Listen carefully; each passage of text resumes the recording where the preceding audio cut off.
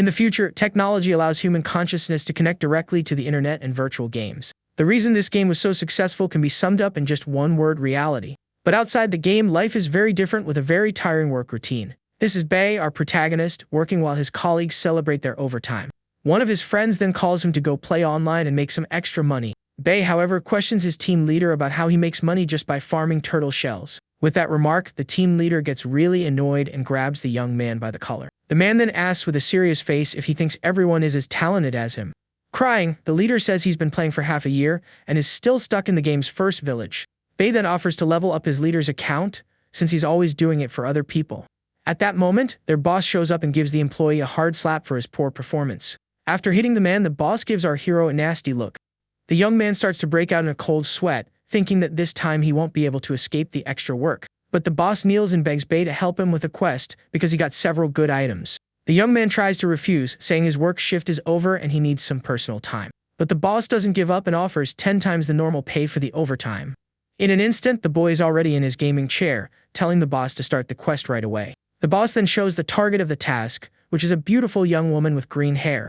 Bae gets all excited seeing the young woman and wonders why they didn't tell him this before. With his gear ready, he says he'll charge 9.9 times the amount and enters the game. Inside the game, everything can be exchanged for real money, which is why the game is a success. Bae is startled to see that the game version has been updated with new, strange options. Before he could choose anything, the system selects an option on its own and teleports him. With that, he feels his head exploding with pain and desperately tries to log out of the game. But it's too late, and a loading screen informs him that he is entering the game's world. He is then taken to a prefecture in a mountainous place full of bamboo.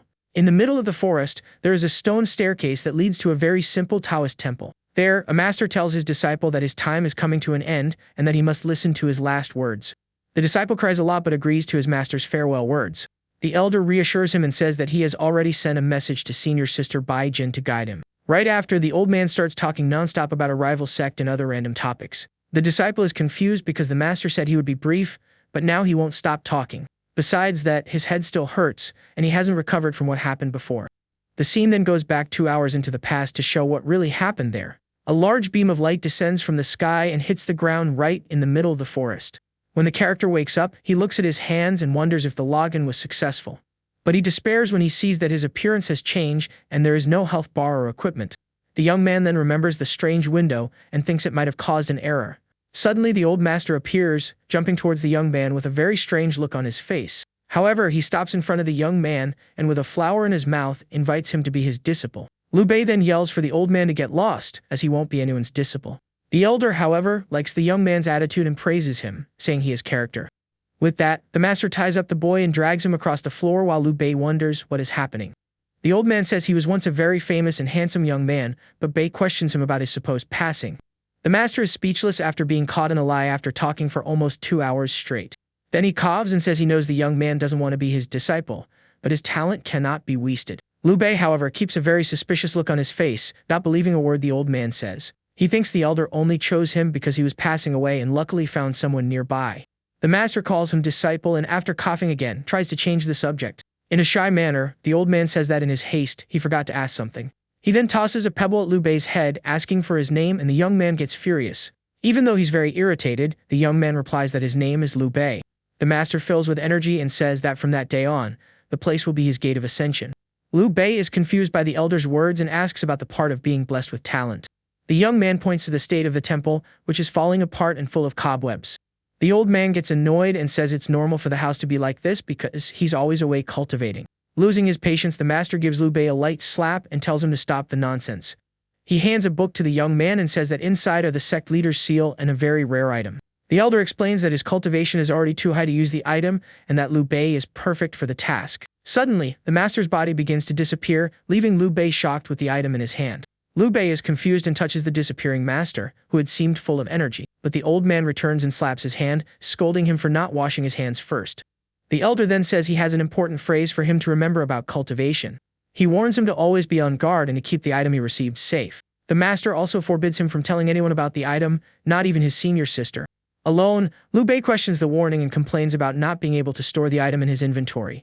He then decides it's better to think about all this later, but the old man appears once more and, with a cute face, asks why he hasn't been called master yet. The young man is disgusted by the elder's attitude and wonders if this isn't just a last gasp of life.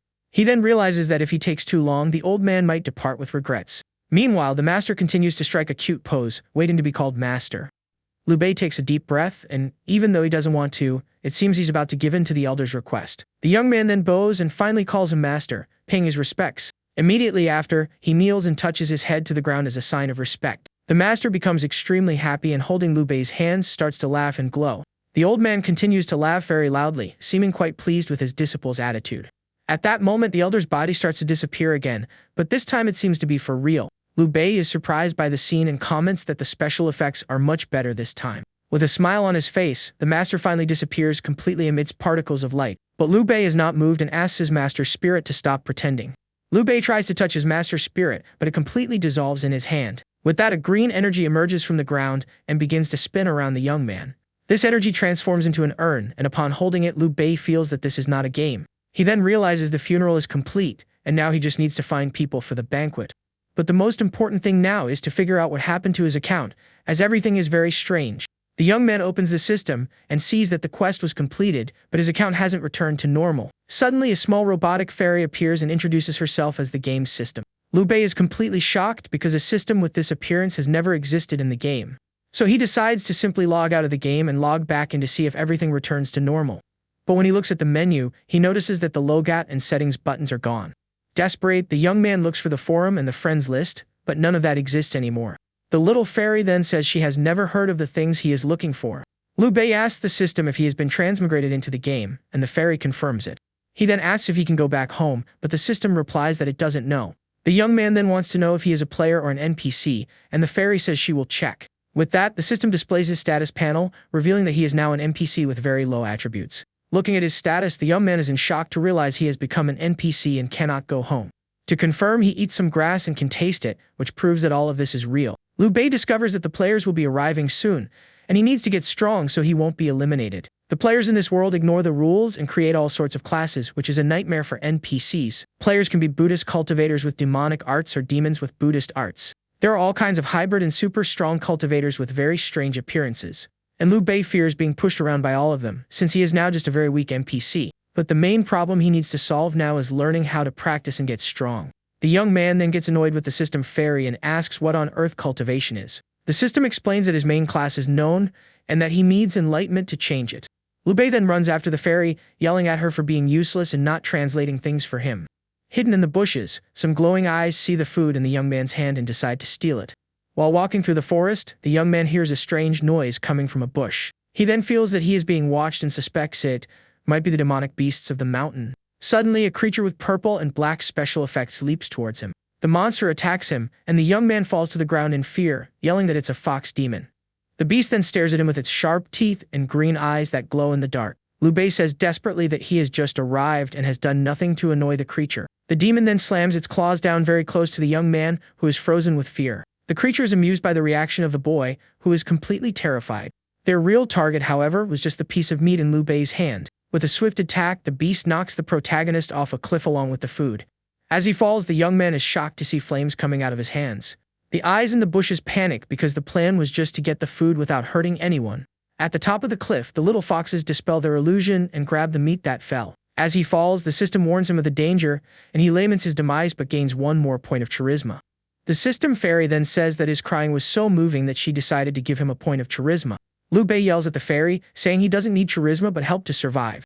Desperate, he continues to fall and scream for help as a light rises towards him. The little creatures at the top of the cliff look down and already consider the young man gone. Suddenly, a beautiful woman in white descends from the heavens, surprising the little foxes. The mysterious lady then dives at high speed towards the free, falling young man. With incredible agility, she simply flies down the cliff to rescue the young man. She runs down the stone wall, getting closer and closer to reaching our hero. The woman then throws a golden sash that wraps around Liu Bei's waist to save him.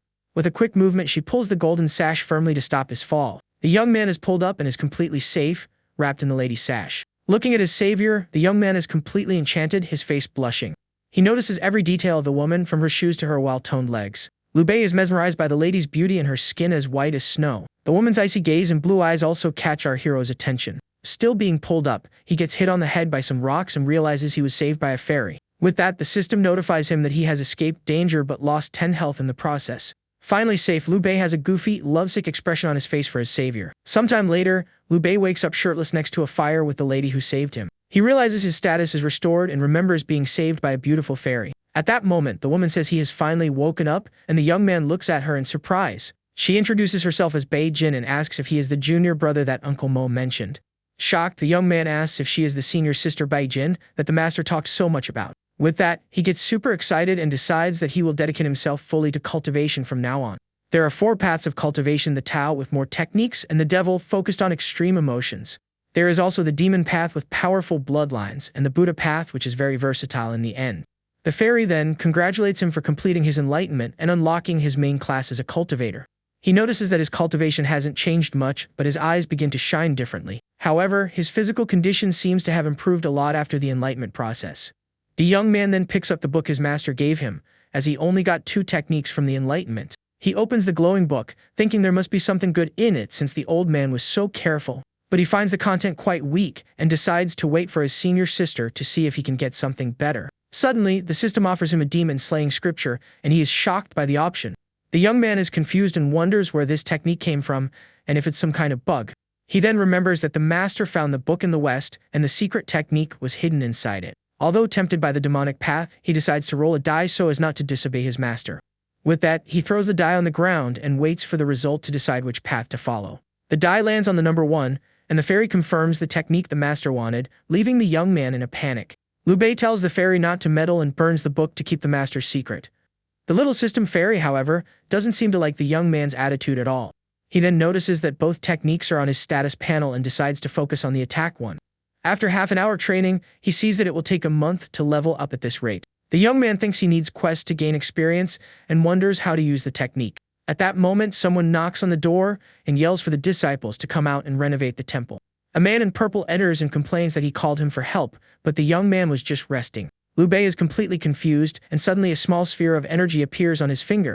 Unintentionally, he fires a powerful attack that goes straight towards the man in purple.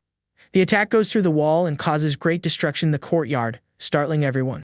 Bei Jin appears and deflects the attack, saving the men who recognize her from the previous night. With a graceful movement, she controls the demonic energy and easily dissipates it into the air. Suddenly, a woman with stone-like skin appears and furiously asks where Ding Li is. The men point to the temple and say that only her junior brother is inside.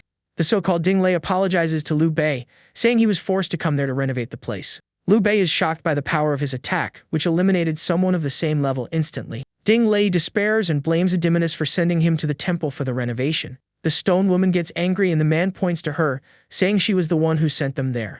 Crying, the man tries to shift the blame to the woman and make them fight so he can escape. Bei Jin enters and, seeing the whole scene, asks in surprise if her junior brother has already been enlightened. Liu Bei brags to Bei Jin, saying his talent is so great that he was enlightened in just one night. The young woman is impressed with her junior brother's talent but tries to hide her surprise. She then decides not to praise him so that he doesn't become arrogant and lazy over time. With a serious face, she says that he was very slow and that Uncle Mo would not rest in peace with his talent. The young man invites her to see a super talented disciple, and she ignores him while Ding Li hides. Liu Bei then asks Bei Jin who the people making noise earlier were. She explains that she asked Ding Li to sell the bamboo from a neighboring peak and renovate the temple. The man tries to deny it, but Bei Jin grabs him by his clothes and glares at him with a serious look. She then throws him to the ground and asks about the attack from before and what he wanted with Liu Bei. The young woman is furious because the young man has just been enlightened and doesn't have any techniques yet. Ding Li despairs and tries to explain himself, but Bei Jin already has her sword ready to attack him. The man sees himself as a victim in the whole situation and regrets getting into so much trouble. Bei Jin says he will pay for trying to ruin her junior brother's immortal path. But Liu Bei intervenes and stops the young woman's attack, leaving her surprised by his attitude. She says the man tricked him with low-level techniques and that this could ruin his future. With a furious look, the young woman says she will cut off his arms to atone for her negligence. The young man realizes she is crying because she's worried about him and feels touched. With a goofy look, he says he wants to latch onto his senior sister, and she gets confused. He then explains the truth about the techniques, and Bei Jin takes him to a private place. The young woman begins to check the young man's body, who becomes shy and awkward with the situation. Bei Jin confirms that energy is flowing through his body, and that he learned techniques on his own in one night. Even with a stronger body, Liu Bei is super embarrassed to be touched that way by the young woman. With that, she takes the young man's hands with a serious expression on her face, leaving him very confused. The young woman then says she has something important to tell him about his future as a cultivator. The young man blushes all over and already imagines she's going to suggest partner cultivation for his own good. But she just apologizes for misjudging his talent and asks not to be blamed. The young woman says the more she thinks about it, the more embarrassed she gets, and so she can no longer teach him. The young man, however, doesn't understand anything and excitedly agrees to partner cultivation or anything else. He then realizes the truth and is shocked to hear that she is not qualified to teach him. The young man despairs and says she is abandoning him, while Ding Lei tries to sneak away. However, Baijin stops him from escaping and yells for him to stay put, leaving the man terrified. At that moment, a blue messenger bird appears, flying through the temple's skies. The young woman says she will send a message to her master about the young man's situation and his talent. With that, the young man is relieved to understand that she just can't teach him with her methods. The other disciples then surround Liu Bei, treating him like a genius, and he gains 2 more points of charisma. Ding Lei gets furious and shouts that they are rebels for not recognizing him as their leader. He approaches and says he will show them what it means to be a true professional at flattery. The man starts to praise Liu Bei, but Bai Jin kicks him away without any patience. The young woman then invites the young man to go with her first to the Soaring Sword sect. The young man thinks and remembers that her sect is in a great place for cultivation. But in version 2.0, the sect became a huge battlefield, and 9 out of 10 sects were destroyed.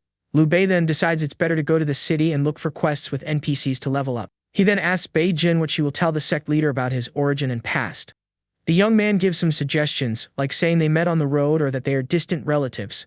The young woman gets embarrassed and admits that she hadn't thought about any of that before his question. She thinks it's better for the sect leader not to know certain things, and that the young man could be in danger. The young woman then says she will go back to the sect alone to discuss the matter calmly. Liu Bei reassures her and says his biggest concern is that his cultivation might cause problems for her. Bai Jin is touched to see that he is worrying about her and decides to do her best. The young woman tells him not to worry and sends him to a friend's house for a month. The young man is thrilled because her friend's village is a great place to find quests. Ding Lei is startled by their departure, and Bai Jin says the young man can't stay with him. The men are shocked by the young woman's decision to take the young man far away with her. The man laments the renovation project, and Bai Jin tells him to go back where he came from. But Liu Bei intervenes and, with a smile, tells them continue with the temple renovation.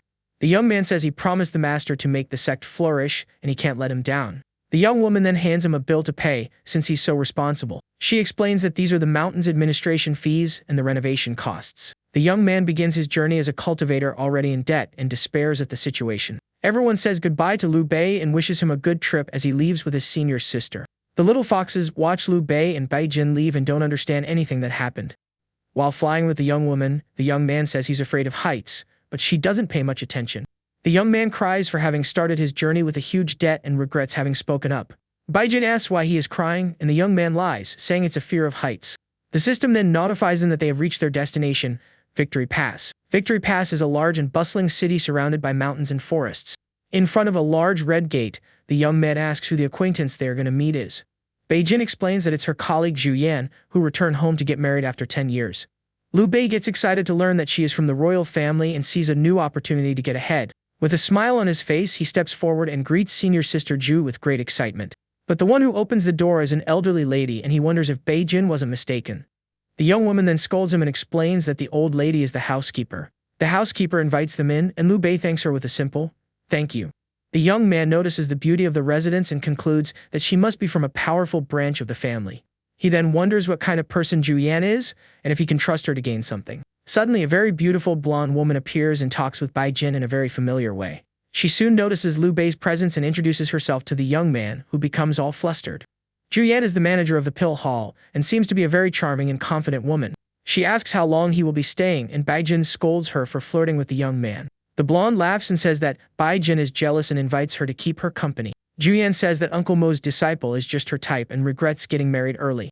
Bai Jin scolds her not to scare the young man, who listens to everything with a smile on his face. The young man is surprised to see this more relaxed side of his usually cold senior sister. He thought she was a distant immortal, but she actually enjoys a good gossip session. As they talk, Liu Bei is charmed by his senior sister's new personality. After a long conversation, the young man realizes there are no NPCs with quests in the mansion.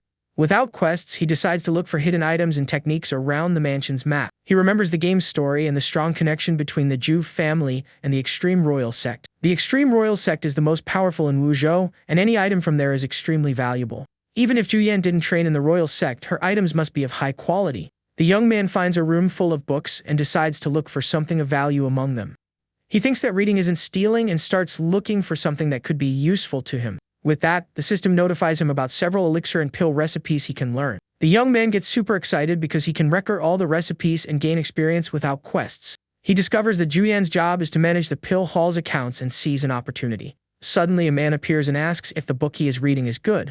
The young man is startled and asks who the man is that caught him red-handed with the books. The man gets angry and threatens him for entering the mansion's study without permission. At that moment, the lady of the house arrives, and the man shouts that he has returned home after a long time. The man then approaches and starts talking with the two young women while Liu Bei watches. The man introduces himself as Wei Mao and says he caught a thief in the mansion when he arrived earlier. Julian scolds him and tells him to go find junior brother Liu because dinner is almost ready. Baijin explains that the young man is a genius who was enlightened in just one night of cultivation. The young woman then says that the young man went to the mansion study to read and ask Wei Mao to go get him. Julian says there's no need to be so polite with the young man, as it's his duty to study. The blonde then asks her husband not to scare the young man with his rough and aggressive manners. The man defends himself, saying he is always gentle with his people but has no mercy for thieves. Suddenly, he remembers the young man he found in the study and gets a shocked look on his face. Julian asks what's wrong and if he didn't mistake the young man for a real thief. The man sheepishly confesses that he beat up the young man who was reading and smiling suspiciously. The two young women are shocked and speechless by the man's confession about what he did. Liu Bei laments his bad luck for being beaten up for no reason by someone he thought was Julian's husband. Tied up on the floor, the young man gets angry at the situation, and the system notifies him about the new recipes. Baijin and Julian run to the study, and the young woman scolds her husband for only knowing how to work. The man is shocked to see that the young man is gone and doesn't understand how he managed to escape. The rope that tied him is on the floor, and Julian accuses him of tying the young man up. The blonde grabs him and gets angry that he mistook the young man for a book thief. Baijin feels guilty and thinks she failed her master on the first day away from the sect. The young woman then picks up the rope and approaches her husband with a not-so-friendly look. With a scary smile, she asks if he hit the young man hard. The man tries to explain, but Julian ignores him and says she won't deal with him anymore. The husband gets desperate and thinks about how to explain the situation without looking like an idiot. Suddenly, a mysterious voice emerges in the room, asking what the young women are doing there. Wei Mao is startled by the voice and turns to see who it belongs to in the room. Liu Bei appears with shiny boots and an impeccable appearance, as if nothing had happened. The young man emerges with a smile on his face and an aura of confidence that surprises everyone. Wei Mao is shocked to see him looking fine and wonders why he no longer looks like a mess. With a wave of his hand, the young man says that nothing happened and that he wasn't even there before. The husband is confused by the young man's attitude and wonders why he is hiding the truth. He then decides to forget the matter since the young man was so generous with him. Wei Mao introduces himself as Julian's husband and apologizes for what happened earlier. Liu Bei praises him for catching the thief and says his actions were truly incredible. The man gets embarrassed and says he was just doing his duty as the head of the house. The young man then shows a bottle and asks what's inside it with an air of mystery. He explains that he made some pills in his senior sister's refining room and asks about the quality. Everyone is impressed with the pills, which are of the highest quality and almost perfect. Wei Mao starts to suspect the pills were the cause of the young man's miraculous recovery. But Liu Bei's expression makes him think there's something more behind this whole story. Baijin asks in surprise when he learned to refine pills and how she didn't know. The young man lies and says the master taught him, and Baijin feels proud of his disciple. Baijin feels like a terrible senior sister for not knowing much about Liu Bei and always planning for him. The young man says her trip will take a while, and he doesn't want to be a freeloader at Julian's house. He then suggests helping out in the pill hall to pay for his meals and even earn some money. Julian jokingly scolds him and says he just had to ask to work with her. The young man then asks what they think of the idea, but the decision depends on the pill's effectiveness. Liu Bei says that his senior brother knows more about medicine, and the man gets flustered by the question. Julian and Baijin are surprised by the man's knowledge of pills and praise him. The young man explains that a soldier trainer must understand medicine because of injuries. Wei Mao agrees and admits the pills are good since the young man recovered so quickly. Night falls and the crescent moon illuminates the starry sky of Victory Pass City. Julian and Baijin are talking, and the blonde is surprised by how incredible Liu Bei is. A suspicious Wei Mao asks the young man what his true intentions are with all of this. He wonders how Julian fell for the man and how he hasn't been robbed before. Liu Bei says that refining pills has nothing to do with his strength, since he has just been enlightened. The husband gets annoyed and asks why he ran away and went to the pill refining room. The young man explains that he knew he was a man of principles and didn't want to cause trouble. He says that a misunderstanding led to him being beaten up, and that would affect the man's image. The young man shakes Wei Mao's hand and says he endured everything in silence to protect his status. The husband is shocked by the revelation and by the young man's noble and protective attitude. Liu Bei then hands over a book and says he must have dropped it in the study earlier. Wei Mao confesses that he thought the young man was trying to steal the book he cherished. Liu Bei opens the book and sees that inside there is money and jewelry to gift to Zhu Yan. With a mischievous smile, the young man asks if what he just said isn't true. The husband is speechless, and the young man continues to talk about what a responsible man he is. Moved, the man thanks him and says that the young man's problems are now his as well. The next day, Wei Mao calls Liu Bei to accompany him and treats him very familiarly. Two guards find the commander's behavior strange, as he never smiles and is different today. The man continues with a serious face, but his behavior with the young man is very unusual. He holds Liu Bei's hand and pulls him down the street, making the young man uncomfortable with the situation. Bai Jin and Zhu Yan watch the scene, and the blonde wonders what has gotten into her husband. Zhu Yan thinks he's being thoughtless but concludes it's better to have someone familiar helping out.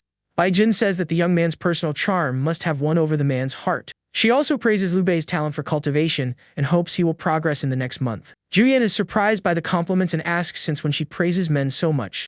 The young woman plays it down and says the compliments were very common and nothing special. The blonde laughs and realizes her friend is clearly interested in the young man. Zhu Yan teases her and says that 2/3 of their conversation the day before was about him. The young woman remembers how impressed she was with the young man from the first time she saw him. She believes that if he continues on the right path, he will become a great power in this world. Bai Jin feels there's something different about him but can't quite pinpoint what it is. Zhu Yan jokes and says that Bai Jin never praised senior brother Lin Yu that way. Wei Mao sees the two of them together and asks if his wife is tired from talking so much. Liu Bei finds the two of them very lively and realizes you can't judge NPCs by first impressions. The young women offer to accompany him, but the young man refuses their help with a smile. He says he is just training and wants to follow his cultivation path step by step. The young man shines with an aura of righteousness, and everyone apologizes for not being more thoughtful. He says goodbye to everyone and heads towards the pill hall to start his work. In the refining room, a receptionist greets him and asks if he has a pass to enter.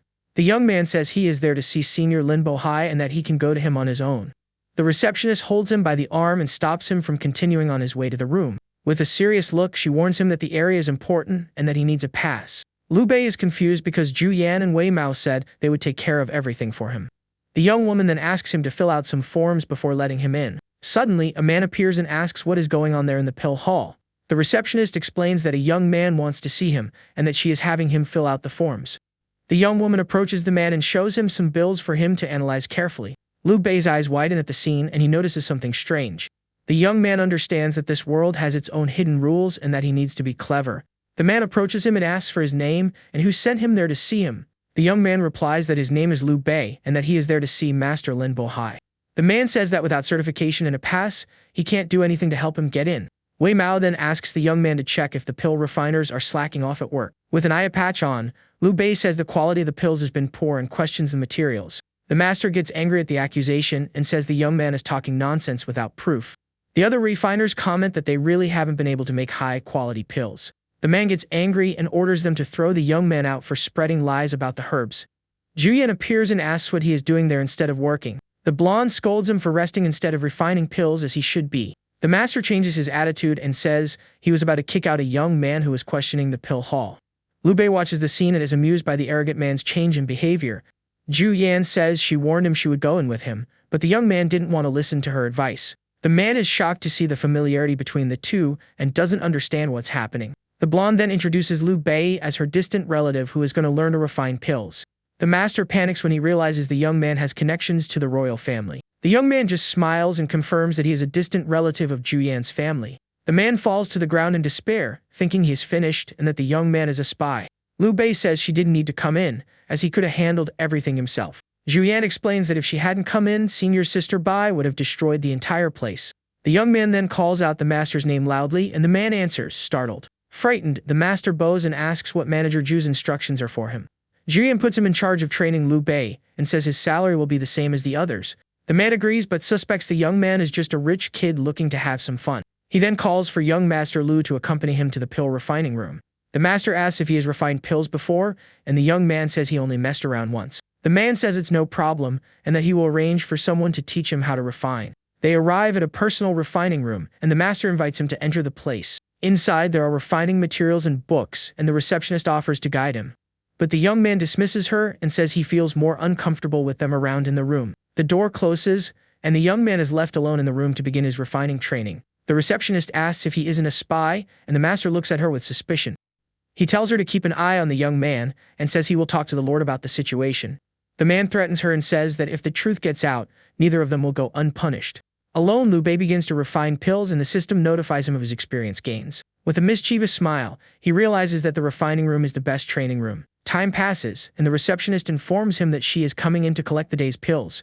The young woman is shocked to see the enormous quantity of pills he has produced in such a short time. The young man is caught red-handed and hopes she won't cut off his supply of materials. The receptionist remembers that since the incident, even the master has been producing failed pills. She concludes that he is a spy and decides to report everything to Master Lin immediately. Liu Bei then calls her and says he has a question to ask her about the materials. Liu Bei asks if the pill masters can keep the leftovers, and she confirms it. The receptionist says that although there are no strict rules, it is allowed in the refining room. The young man then implies that if the masters can, the receptionists can do the same. The young woman gets scared and runs away, saying she has something to do and will be back later. The young man laments because he was going to give her a bottle as a bribe, but now it's too late. He then decides to put the pills away but ends up dropping and breaking the bottle on the floor. The master is shocked to learn that the young man has only refined high-quality pills. The receptionist reports that he also asked about things outside of his normal salary. With a serious face, the master says they need to get rid of the young man as soon as possible. The man gets angry and says he won't be intimidated by a spy and that he will fire him. Suddenly, he changes his attitude and with a smile on his face, asks if he can help with anything. Liu Bei asks him to take a look at the quality of the pills he has just refined. The young man is suspicious of the master's change in attitude and realizes something is wrong. He then asks for more materials to continue refining, and the man becomes uncomfortable. The young man says he heard that high-level materials are different and that he wants to try them. The master despairs as he realizes the young man is looking for proof of the herb swap. Liu Bei pretends to give up and says he will tell senior sister Zhu everything about the matter. The man stops him and, afraid of being discovered, gives in to the clever young man's blackmail. He tells the receptionist to get the materials, even though he knows it will be costly. The master decides he has no other choice but to bribe the young man to keep him quiet. Julian pulls Liu Bei's ear and asks why he is still there in the pill hall. The blonde says that senior sister Bai is already leaving and tells him to go home with her.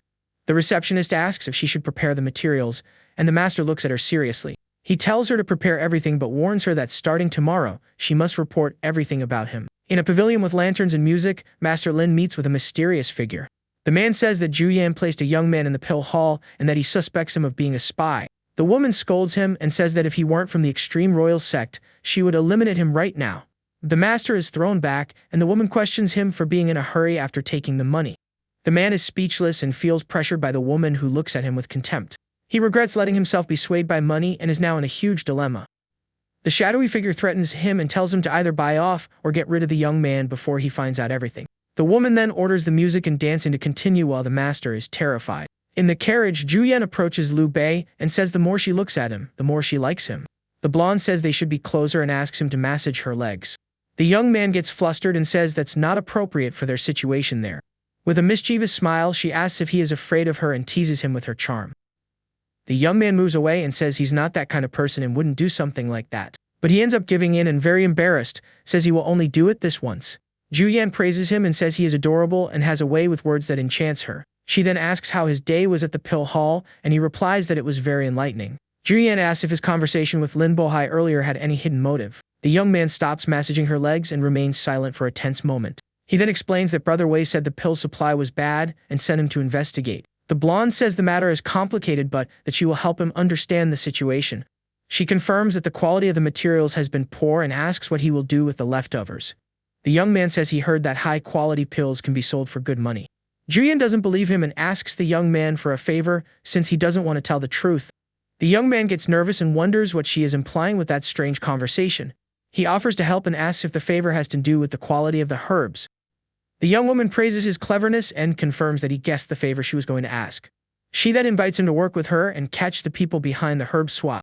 The young man is shocked to learn that she already knew everything and questions her for not acting sooner. She explains that the essence of a merchant is to make money and follow the country's laws. But when the benefits outweigh the costs, they do things against the principles of the business. If someone tries to confront them head-on, they might end up being destroyed without even knowing who attacked them. With that, nothing is solved, and the person is left with a mountain of problems to solve. The young man understands why she kicked him out of the pill hall and asks what he should do. She says his behavior has already been reported and that he should continue studying and refining. His master spirit appears and advises him to cheer up and not to worry his senior sister. The scene ends with a mysterious woman dipping her feet in a puddle of water under the moon. Baijin feels guilty about the sect leader's harsh response and worries about Liu Bei's future. The young man finds her alone and asks why she is there in that isolated place. He explains that senior sister Ju sent him to look for her for dinner and didn't expect to find her there. The young man invites her for a farewell drink since she is leaving that night. He then offers her a pill that he hid from Ju Yan so she wouldn't confiscate it. The young man says that no cultivator would complain about having too many pills and throws stones into the water. He states that no matter the level, cultivation is always an essential part of the journey. The young man explains that he refined the pills for her because she has been very busy these past few days. The young woman then asks if he would hate her if she couldn't take him to cultivate with her. The young man reassures her and says that everyone has their own path and he doesn't want to cause trouble. He thinks that the pill hall is a great place to earn money and experience. The young woman is proud of him for not blaming her and for still worrying about her as his senior sister. She then says she will give him something before she leaves and that it might hurt a little in the process. The young woman asks him to extend his hand and holds it firmly, leaving the young man confused. With a swift movement, she knocks him to the ground and gets on top of him to give him the gift. The young man blushes all over and says he's not that kind of person and didn't expect this. The young woman tells him to relax and not resist, as she will guide him through the process. A scream echoes through the night, and the scene changes to the full moon shining in the starry sky. The two of them appear lying on the grass, and the young man is breathing heavily after what happened. He then notices a glowing mark on his hand and asks what it is. Baijin explains that it's a sword talisman that will protect him when his life is in danger. She apologizes for not being very skilled, as it's the first time she has done this for someone. The young man feels bad for thinking ill of her and concludes that it's a protective item for beginners. He promises to work hard to help her at the Soaring Sword sect and not to slack off in his training. The young woman invites him to go back and eat and thanks him for the pill he gave her as a gift. With a smile on her face, she says goodbye, and the two of them return to the mansion together. The young man feels grateful to have such a caring senior sister and admires her even more. He then runs after her and asks her to wait for him because he doesn't want to be left behind. That night they drank and talked, and Baijin entrusted him to the care of Ju Yan and Wei Mao. The next morning, the young woman leaves for the sect, and Ju Yan catches a ride to take care of her business. Wei Mao cries and says goodbye to his wife in a very dramatic and exaggerated way. The man then gives Liu Bei an identification card so he can enter and leave the city. In the pill hall, Master Lin gathers everyone to question the young man about the materials. He accuses him of using high-quality materials to refine pills, which is against the rules. The master says that if everyone did as he did, pill refining would no longer make sense. Angrily, the man threatens to kick him out, and the young man shows the identification card he received. The master is shocked to see the passes and falls silent before the young man's authority. Liu Bei challenges him to try one of his pills to see if the taste is different. The man is startled by the cosmic pouch and the young man's connection to the royal family. The young man then throws a pill towards the master and tells him to eat it as proof. The master can't believe the young man refined high-quality pills with bad materials. The pill glows and reveals that it was made with low-quality materials but has powerful effects. The man feels invigorated and has a sense of lightness after taking the pill. He realizes that the pill has healed not only his external injuries but his internal ones as well. Liu Bei asks how he feels, and everyone is shocked to see the master's injuries healed. The man panics and realizes the young man is an undercover agent with passes and strength. He feels crushed between two powers and doesn't know what to do to get out of the situation. The young man hands a book to the master and says it contains his experience in pill refining. He suggests that instead of small profits, it's better to turn trash into treasure and make large profits. The receptionist asks if that is a recipe for refining high-quality pills. The man understands that it's a warning and runs away to avoid getting caught in the mess. Liu Bei calls out to him and tells him to wait, as they haven't finished their conversation. He knows the recipe is genuine, but only someone with a system can turn trash into treasure. With a wicked smile, he thinks that maybe he can profit from the situation and catch the big fish. The young man hears the others commenting on the material swap and understands what is happening. He decides he can no longer stay in the pill hall and goes to find Brother Wei. At the barracks, Wei Mao trains his soldiers rigorously and demands 3,000 push-ups to relax. A soldier complains that the medicine isn't strong enough and his wound has started to hurt again. The commander scolds him and says the enemy won't have pity on him because of his injuries. He tells him to get up and continue training because he needs to protect his country and his family. The soldiers comment that the commander is a demon instructor, but they also know he is impartial. Wei Mao shouts that it's not the pill's fault but their own weakness and tells him to continue. Liu Bei challenges him, and the commander gets angry, asking who dared to say that in front of him. The soldiers think the young man is done for, challenging the general in the middle of the barracks. The young man says that the commander himself complained about the low quality and lack of potency of the pills. The man gets angry and praises him for his courage in being the first to speak to him that way. The soldiers get excited and think the boy is finished for having angered the general. But the scene cuts, and they appear shocked and speechless at what happens next. Wei Mao appears massaging Liu Bei's shoulders and asks what new things he has discovered. The soldiers are petrified, and their image of an impartial general is completely shattered. The young man says he is damaging his prestige, and the man proudly defends himself. The young man then reveals that he wants to learn martial arts because someone might be looking for trouble. Wei Mao orders the barracks manuals to be brought and asks who the young man thinks will be looking for him. Zhu Yan is gathering evidence to settle scores with the people behind the herb swap. The man cries and says that his senior sister went to seek justice and asked him to take care of the young man. Liu Bei says he can handle it himself and will read the manuals and practice with someone. The scene shows several broken pills on a wooden tray on the table. Master Lin is accused of using bad materials to refine high-quality pills. Zhu Kui gets angry and asks if he would need to swap materials to make money with such a method.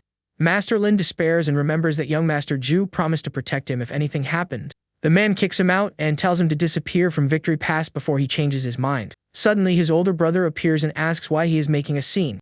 The brother introduces himself as Zhu Bo and says that Zhu Yan has already reported the matter to the extreme royal sect. He advises him to accept the punishment and compensate for the losses so that everything will end well. The young man gets angry at the spy and says he can't let him get away with it after everything. The brother suggests giving the young man incentives and dealing with him quickly if he doesn't cooperate. He then plans to send Feng Sai to teach the young man a lesson about the rules of the place. The young man praises his brother's idea and tells him to go get ready for the lesson they are about to give. Liu Bei sneezes and wonders who is talking bad about him behind his back at that moment. Wei Mao is worried about the training, but the young man says that real strength is only seen in combat. The commander fears that if the young man gets hurt, Bai Jin will blame him and punish him severely. On the training field, a soldier warns him that there will be no special treatment for anyone there.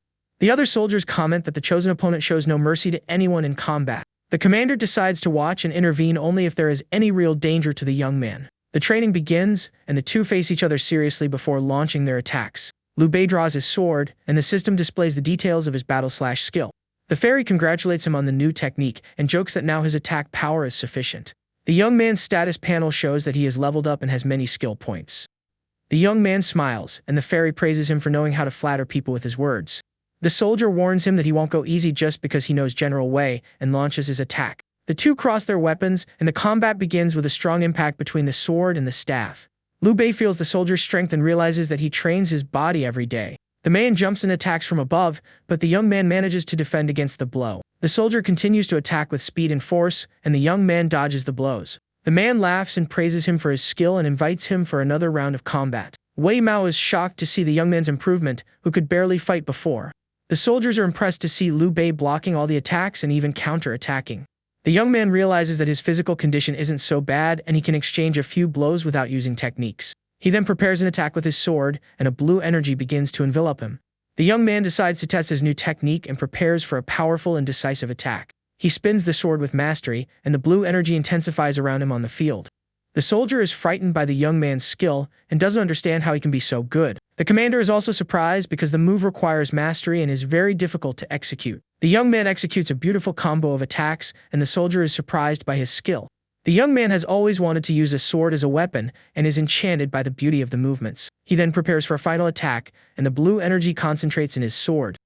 With a swift movement, he advances towards the soldier and attacks him with his technique. The man gets tears in his eyes and says he wants to abandon the staff and use a sword. The attack hits the soldier squarely, and a large explosion of light illuminates the entire field. The scene ends with a bird flying freely across the blue and sunny sky of the barracks. The dust settles, and the soldier appears on the ground without clothes but unharmed from Liu Bei's attack. The commander is speechless and doesn't understand how the young man managed to do that. The other soldiers are also shocked by the scene and can't believe what they are seeing. The man is surprised that he isn't injured and covers his private parts with his hands. The young man explains that he used the back of the blade and the blow almost hit the ground. He thanks him for the fight and apologizes for the clothes, promising to compensate him later. The young man's eyes sparkle as he realizes a new opportunity to gain experience. The system notifies him of a new mission, and he thinks about practicing his swordsmanship more.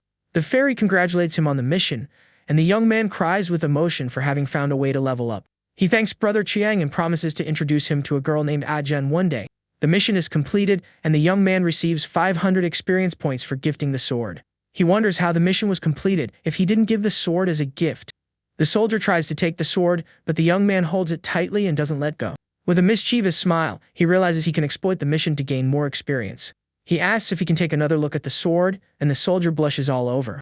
The young man smiles and says it's no problem and that he can look as many times as he wants.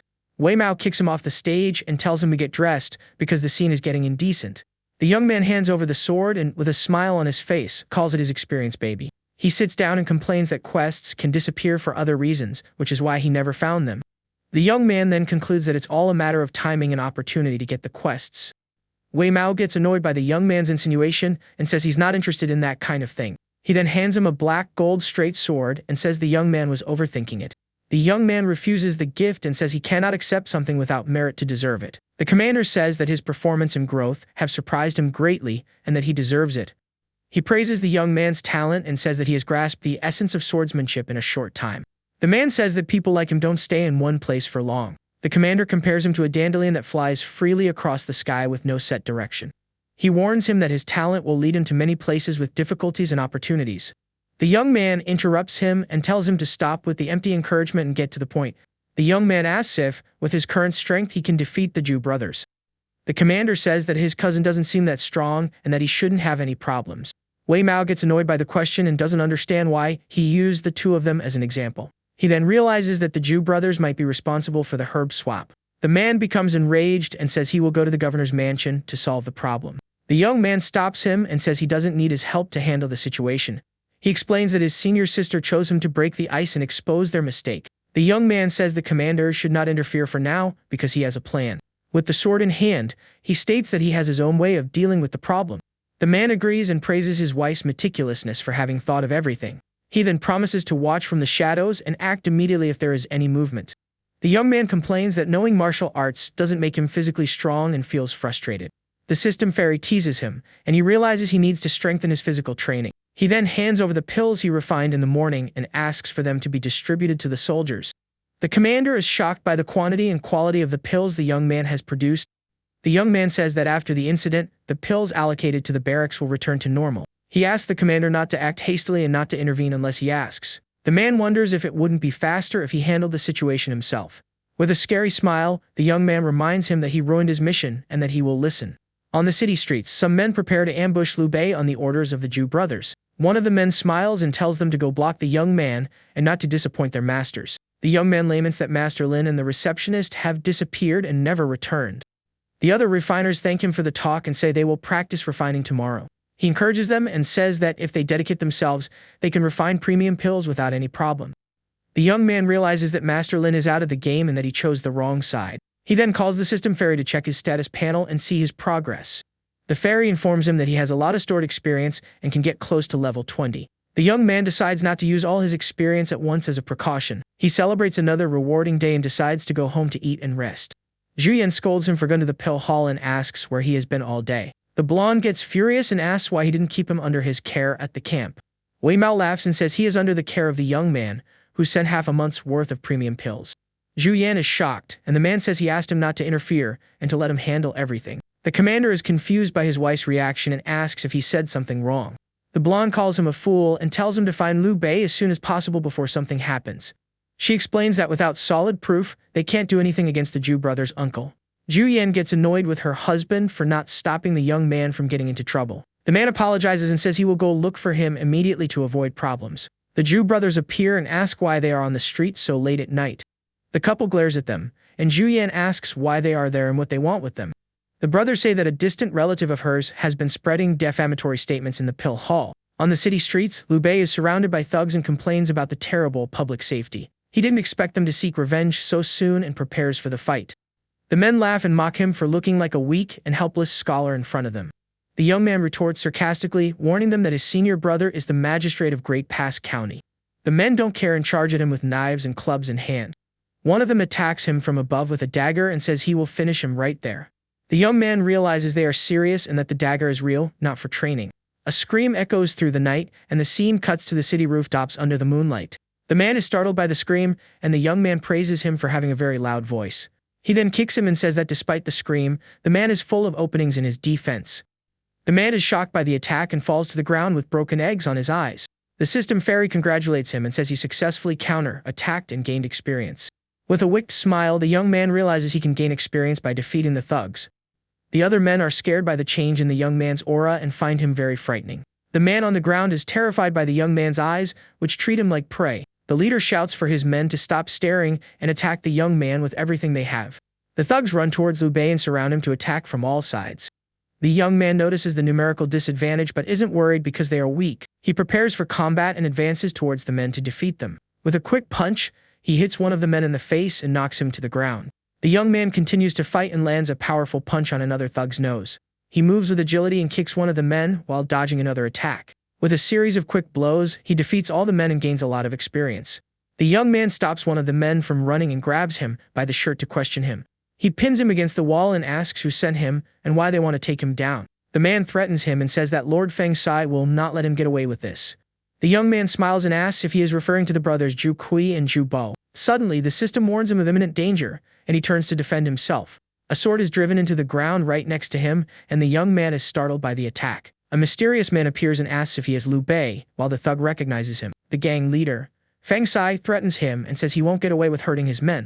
The man looks at the mess and says it's going to be a pain to clean everything up later. One of the thugs asks him to get revenge because the young man beat them up without mercy. The leader gets angry and, with a punch to the ground, calls them idiots for losing the fight. Liu Bei realizes that this man is different from the others and the fight will be tougher. The young man feels pressured by the imposing and powerful presence of the gang leader. With a swift movement, the man advances and punches the ground with incredible, destructive force. He questions him for meddling in others' interests with such insignificant skills. With a wicked smile, the man tells him to get up and says he hasn't had enough fun yet. The young man realizes that the opponent's cultivation level is far above his and becomes worried. He decides to use all his accumulated experience but is hit by a swift attack. The young man despairs as he sees that he is injured and his HP is constantly dropping. The system fairy encourages him to use his experience and he complains about the panel's distance. The leader prepares for a final attack and says he will finish him with this blow. The young man refuses to give up and, with one last effort, tries to use his experience to level up. He confirms the action, and the system notifies him of new achievements and attribute gains. The man attacks him and says his struggle is useless, and that he will finish him now. The powerful attack heads towards the young man who braces for the impact of the final blow. But with a swift movement, Liu Bei hits him in the face and knocks him back with a punch. The thugs are shocked to see their leader knocked out by the young man. The fairy informs him that she used pills to heal him, and the young man realizes he spent all his experience. His status panel shows that he is leveled up, and his attributes have greatly improved. The thugs flee, and the leader gets angry at the cowardice of his defeated men. Angrily, the man threatens Liu Bei and says he will pay for messing with them. He advances with flaming fists and attacks the young man with a series of quick blows. But Liu Bei defends himself with ease, and the man's attacks cause no damage. The leader doesn't give up and continues to attack, but the young man provokes him, calling him weak. The man feels like he's punching a mountain, and his attacks have no effect. Liu Bei grabs the opponent's fist tightly and looks at him with a mocking smile.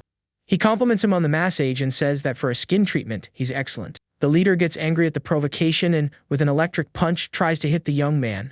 The young man dodges the attack and, with a punch to the chest, throws him back forcefully. The man is sent flying and falls to the ground while the young man walks away from the scene. Liu Bei stops and, with a quick turn, prepares for the opponent's next move. The leader kneels on the ground, and the young man faces him under the moonlight with an air of superiority. The man doesn't understand how his attacks didn't work and why he became so strong. He wonders if the young man reached his level in such a short time and finds it impossible. The young man provokes him and asks if he wants to keep getting beaten or if he's going to give up. The man gets angry and, with his sword in hand, says his specialty is the saber. He threatens him and says that if he begs for mercy now, maybe he will spare him. Liu Bei activates his technique and says he's going to try out the new power he learned today. With a wicked smile, he tells the man to stand still and stares at him with his red eyes. The leader is terrified by the young man's aura and regrets choosing to use the saber. He feels his cultivation level plummeting and doesn't understand what kind of technique it is. The man despairs and asks them to stop and talk to resolve the situation. The young man reminds him of his promise and says that someone is finished when a saber is drawn. With a wicked smile, he says that sparing his life is not impossible, but he wants something in return. The leader offers a bag of money to the young man in exchange for his life and cooperation. Liu Bei takes the bag of money and says it will be quick and that the man should hang in there. The young man attacks him with his sword, and the leader calls him a rat for tricking him. The young man gets angry and says the man is an idiot for asking to be spared after trying to finish him. With a single precise blow, he hits the leader squarely and defeats him with ease. The man screams in pain, and the attack leaves him unconscious on the dark street. The system fairy congratulates him on the victory, and he gains a lot of experience from the combat. The young man picks up the man's pouch, and the fairy informs him that he can open it if he wants. He is shocked to see what's inside and doesn't understand what it is. The leader asks why he didn't eliminate him, and the young man says he's not stupid enough to break the law. The man admits defeat and surrenders before the young man's strength and intelligence. The young man then sticks his sword into the ground right next to him and looks at him seriously. With the sword in hand, he says he wants the man to do something for him in exchange for his life. The man says he won't be a traitor and that they can do whatever they want with him. The young man pressures him with the sword, and he despairs, begging to be spared. The leader pleads for him to move the saber away and promises to do anything he asks. With a wicked smile, the young man tells him to deliver a message to the Jew brothers. In a living room, the Jew brothers talk with Juyan and Wei Mao about the problem. One of the brothers apologizes for going directly to the refiner Lin and says he has already been punished. He then asks her to stop investigating them and to forget the matter once and for all. The blonde gets angry and says everyone knows what they did and that she is just telling the truth. The brothers accuse her of sending Liu Bei to provoke them and say they should be making money together. Juyan tells them to stop beating around the bush and get to the point, as she won't let anything happen to the young man. The man says he wants half of the pill hall's profits and to be the supplier of the materials. He threatens her and says that if she doesn't stop everything, he can't guarantee Liu Bei's safety. Wei Mao gets angry and says this isn't the governor's mansion and for him to watch his words. The commander glares at him and asks if he can interpret his words as a threat. Jubo's brother holds him back and tells him to calm down and not be reckless with the situation. The man tries to calm the situation and says everyone can win if they cooperate. Wei Mao refuses the proposal and says that in the business world, they should avoid suspicious things. Juyan gets angry at the fight and asks if her husband is trying to destroy the house. The man defends himself and says they started the fight and he was just defending himself. Jubo's brother offers a bag of money as a sign of goodwill and ends the discussion. Juyan didn't expect things to end this way and thinks Liu Bei is still too inexperienced. She knows that if she doesn't take the money, the young man's safety will be at risk, and she's in a dilemma. Wei Mao gets angry and says she can't accept the money and that he will go look for the young man right now. Suddenly, Liu Bei appears and says they should accept the money as it can be used for house expenses. The commander is surprised to see him, and the blonde tells him be quiet and pretend he doesn't know him. The Jew brothers ask who the young man is and don't understand what he is doing there. The young man introduces himself as the financial manager of the residence and takes the money from their hands. He says the house's finances are in a deficit and that they shouldn't reject free money. The young man then takes the money, and the brothers say goodbye, saying they won't bother them anymore. They find him to be the most sensible person in the residence and leave with smiles on their faces. Liu Bei looks at them with a wicked smile and prepares for the next phase of his plan. The couple is surprised to see him well and asks how he managed to escape the Jew brothers. The young man thanks Wei Mao for the techniques and says that without them, he could have been hurt. Juyan questions him for taking the money and doesn't understand what he is planning. He reassures her and says that if she presents the evidence, they will give up the money and the business. The blonde and her husband look at him with confidence and realize the sum can be considered spoils. The couple playfully threatens him and says he will have to pay for lodging and the techniques. The young man despairs and asks them not to do that to him as he has no way to pay. The Jew brothers celebrate the deal and believe they are now in the same boat as Juyan. One of them gets annoyed with the other's skepticism and says Feng Si should arrive at any moment. The Jew brothers laugh and say that Liu Bei is reliable as always and that they want to meet him. Feng Si appears and calls for the Jew brothers as they wait for him near a tree. The man cries and says he messed everything up, and the brothers are startled by the unpleasant surprise. They take him to a safe place and ask him to tell them exactly what happened on the street. The older brother scolds him for crying and says a grown man shouldn't do that. He questions him for being defeated by a boy and asks if he was careless. Feng Si says the young man is not a mediocre cultivator and that Zhu Kui needs to judge him better. The brother gets angry at the accusation and asks if he has gone crazy after being beaten so badly. The man explains that the young man's cultivation level is not inferior to their boss's. Zhubo becomes interested in the young man and says he's a talent who can mess with his brother. He suggests it wouldn't hurt to recruit Liu Bei and shows his brother a drawing of the young man. They compare the drawing with the image of Liu Bei taking the money and notice the resemblance. The brothers are shocked and wonder if they were tricked by the clever young man. They despair as they realize they can't get the money back and that the young man is bold. The young man plays with the coins, and they understand that the invitation to be friends is a provocation. The brother despairs and doesn't know what to do, as Feng Si was defeated and they lost money. The man says he has one more thing to tell and asks the boss not to get angry. The boss gets annoyed with his tone and says it's hard to control his temper like that. Feng Si reveals that the young man took his pouch, which contained some rare and valuable items. And to make matters worse, the pouch also contained the symbol of the noble insect, and they despair. The brothers despair and decide to go back to the governor's mansion to see Uncle Ting. Lying on the roof, Liu Bei thinks that with the symbol and the evidence, Zhu Kui will withdraw from the business. He knows that the noble insect is the only one that explores relics, and their information network will be useful. The young man plans to become friends with the Jew brothers so they can help him in the treasure hunt. He laughs at the idea and is amused by the possibility of exploring tombs with the two brothers. Suddenly he stops laughing and becomes thoughtful, looking at the starry night sky. With a sigh, he seems to worry about something, and his expression changes completely. Julian appears and says she needs to tell him something about Jin, and he asks what happened. The blonde reveals that Jin has been punished and can no longer leave the sect without permission. She then says the punishment will last for 3 years, and the young woman stares at the starry sky. The young man worries about the treatment Miss Bai will receive and decides to focus on his cultivation. A week later, he trains intensely and breaks rocks with his punches and kicks. The young man thanks Mr. Wei for the training, and the fairy congratulates him on leveling up. He challenges him to a fight, but the commander refuses, saying he is progressing too quickly. But the young man's enthusiasm is contagious, and he decides to train with him for a while. With his muscles gleaming, he says he will make him realize that he needs to be humble. Julian appears and scolds them for training half-naked on their day off. The commander apologizes and says he didn't want to discourage the young man's enthusiasm. Wei Mao asks why she isn't at the pill hall and if something went wrong. The blonde explains that the young man solved the supplier problem and that she has something important to tell him. She advises him to be careful with strangers as they might be from the arrogant sword sect. The young man thanks her for the message and says he will work hard on his cultivation so as not to disappoint her. He thinks that he would rather go back to his old sect and wonders how the foxes are doing. Julian comments that the Ju brothers haven't looked for him since the incident at the pill hall. The young man thanks her and Wei Mao and says that all of this is thanks to the two of them. The Noblin sect has that name, but it actually engages in raiding the tombs of important families. If the act of raiding tombs is exposed, they could fall into disgrace and be hunted. With this information in hand, the young man knows they will have to drop the pill hall business. The housekeeper announces that the Ju brothers are there to see them, and the young man smiles at the news.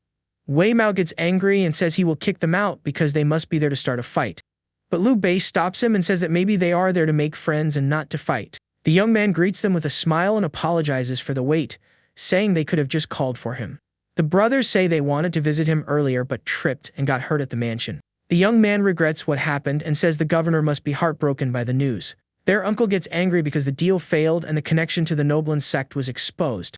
The brothers feel the sting of the young man's provocation and remember how they were defeated. They apologize for the incident, and one of them denies having ordered Feng Sai's attack. Zhu Yan warns them not to trust the brothers as they might be plotting something. The blonde gets angry and says she will no longer let them interfere in the pill hall's affairs. The young man secretly threatens them and says that if they don't become friends, he will expose everything. The young man says they seem sincere and that he will not be corrupted by them in any way. With a mischievous smile, he challenges them to prove that they won't corrupt him with their bad influences.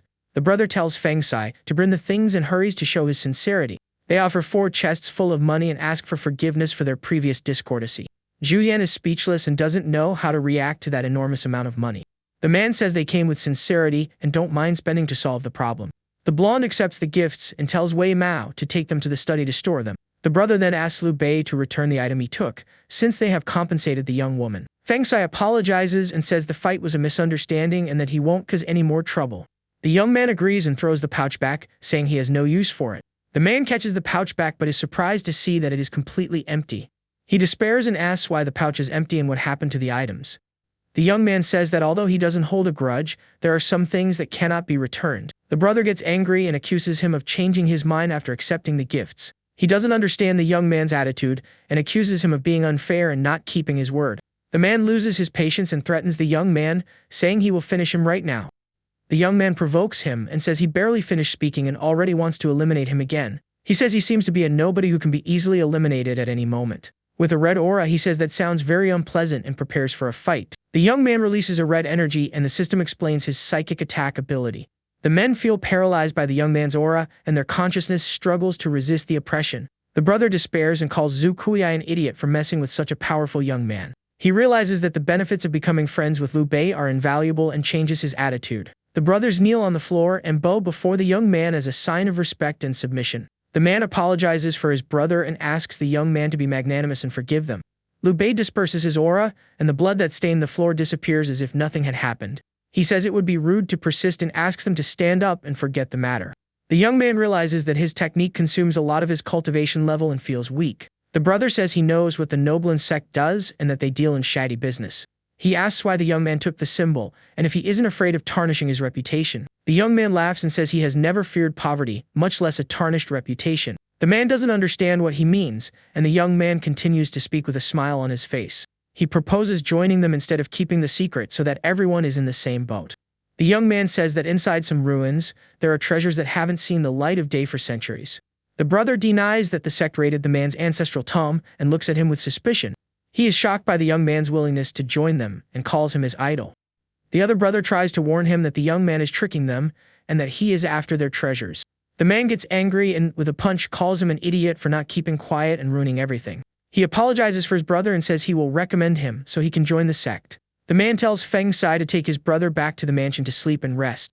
The man says he wishes he had met him sooner, as it's hard to find someone who understands the sect. He offers to introduce him to the Nobelin sect, but the young man says he already knows everything. The young man is confused by the answer and doesn't understand how he can know so much about the sect. With eyes gleaming with greed, the young man asks when they are going to explore the ruins. The scene cuts to the blue sky and the floating islands on the city's horizon. Liu Bei finds Wei Mao and asks what he is doing there with a suspicious air. The commander is startled and hides the book, saying he was just reading and storing the money. The young man teases him and asks who he thought he was, and the man gets embarrassed. With a mischievous smile, the young man says he's going to see how much he hid this time. The commander scolds him and asks if he is sure he wants to explore the ruins with the brothers. The young man confirms and says he needs to expose himself to better opportunities to grow. The man praises him for his courage and says he will help him persuade Zhu Yan to let him go. He then hands him a chainmail armor and says that exploring the ruins is risky. The system fairy explains that the armor reduces attack damage and restores health. The commander warns him that the armor belonged to his father and that he cannot lose it. He offers to prepare everything the young man needs in 3 days for the expedition. The man advises him to run if his life is in danger and not to push himself too hard. The young man is touched by the NPC's concern and can't take so much kindness anymore. With a tear in his eye, he realizes that Wei Mao is more human than his former colleagues. The young man hugs him tightly and thanks him for all the help and support he has given. The young man says he will call him Mao, and the commander is surprised by the sudden change. He says the way he treats him is more like a brother or a family elder. The commander is embarrassed but accepts the young man's new way of addressing him. The young man gets annoyed and accuses him of hiding money and threatens to tell Zhu Yan everything. The man explains that he wanted to invest in the young man and get a share of the expedition's profits. The young man is confused and doesn't understand why he wants to invest so much money in him. The commander says he is preparing to move and that the job of an officer is very tiring. He explains that he can't offend anyone important Great Pass and that's why he wants to leave. The young man understands the situation and praises him for being a good man and caring for his wife. He then suggests that the man become the magistrate of Jade County to earn money. The commander says he will think about it and that the county's magistrate is an old friend of his. He says goodbye and tells the young man to take good care of the armor and let him know if he needs anything. The young man praises him for being reliable and prepared for danger and sees him as a support. He promises not to disappoint him if he invests in him and that he will progress very soon. The young man puts on the armor and feels ready to sing, dance, and raid toms. The fairy informs him that his attributes have increased and he has gained a breakthrough in his technique. He wonders what an evil thought is and how his attributes will double. The fairy says she is just a messenger and cannot give him a perfect answer. The young man concludes that he must expel his inner demons for better cultivation. He then realizes that if he defeats his inner demon, he can also gain experience. The young man laughs and realizes he can use evil thoughts to increase his attributes indefinitely. He decides not to hold back anymore and to use all his experience to reach level 20. In a demonic realm, a shadow wonders who and where she is in that dark place. The shadowy figure sits up and continues to question her identity and whereabouts. His eyes open and he remembers his name as an intense light envelopes him. At the governor's mansion, the sun sets and the sky fills with warm and vibrant colors. Zhubo's brother complains that the deal wasn't to partner with the young man but to get rid of him. Zhubo scolds him and says that having him in the same boat is the best option for everyone. Governor Zhu Ting appears and asks if they didn't need men to raid toms. An acquaintance wrote to him and proposed a partnership to raid a tome that they had failed at.